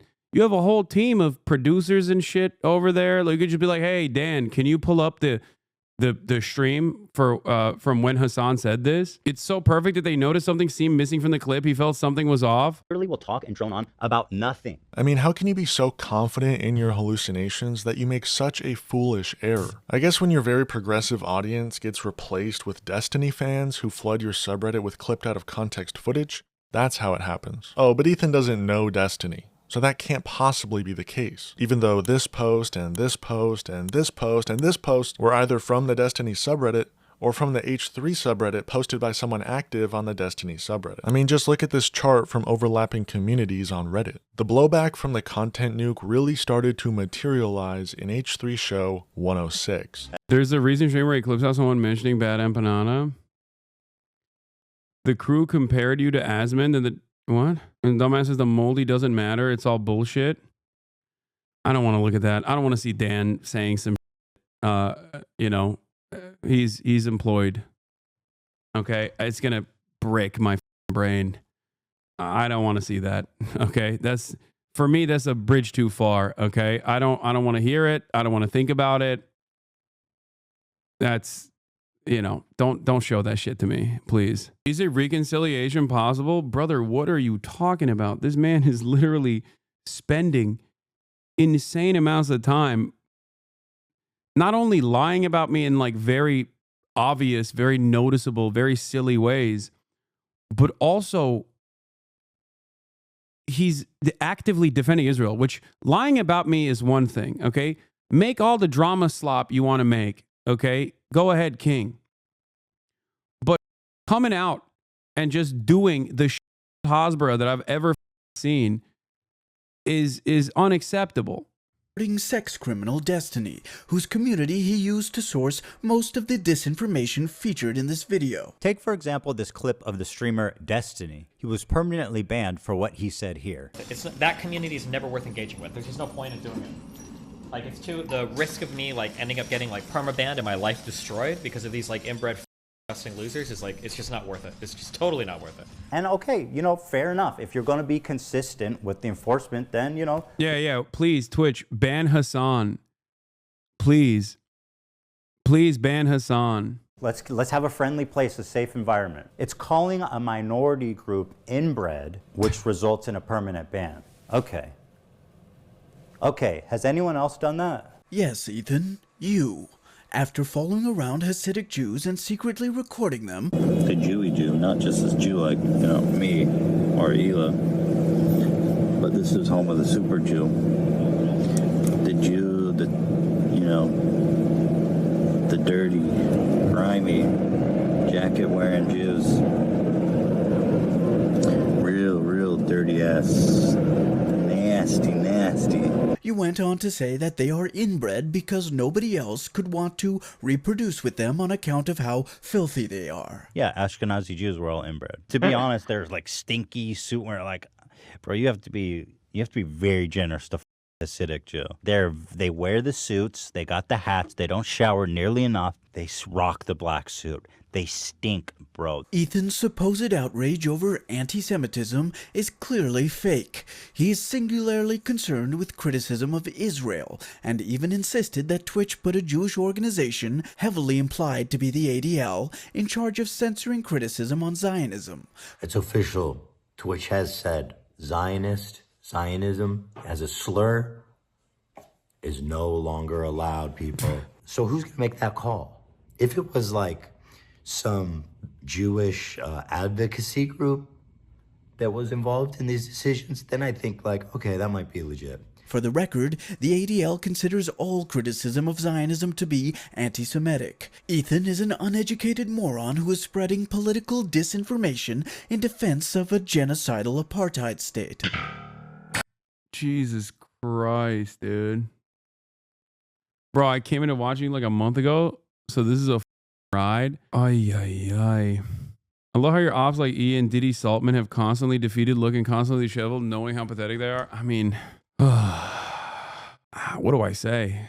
Jesus Christ. I feel like this community in and of itself is already knowledgeable enough that if I were to just like play the content puke on its own and just walk away for the 2 hours and 30 minutes or however long it is, you would already be able to address it in real time.